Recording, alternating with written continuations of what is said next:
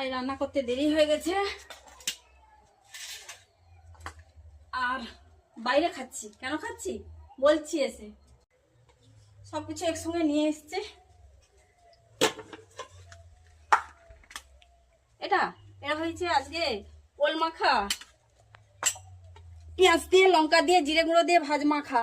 আর এটা এটা হচ্ছে মোচা চিংড়ি মাছ দিয়ে তরকারি। কালো হয়েছে, হ্যাঁ কালো হয়েছে তো কি হয়েছে, কিন্তু খেতে কিন্তু হেভি লাগবে। আর এটা শোল মাছ দিয়ে আমচির দিয়ে টক। আর বাইরে বসেছি কেন, আর এটা উচ্ছে উচ্ছে অনেক রকম দিয়ে ভেজেছি জানো তো। এই যে দেখাও, এটা দেখাও, গোটা উচ্ছে। আর বাইরে বসেছি কেন জানো তো, কি করবো বলো, হুমানের জ্বালায় শাকগুলো দিয়েছি, জানি আমরা খাবো, তারাও নাকি খাবে। তাহলে কি চাষ কি আর করতে ভালো লাগে বলো?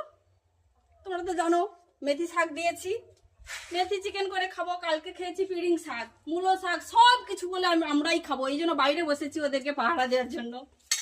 খাওয়া হবে, রোদ খাওয়া হবে, হনুমানকে লক্ষ্য রাখা হবে। খাই এখন, টাটা।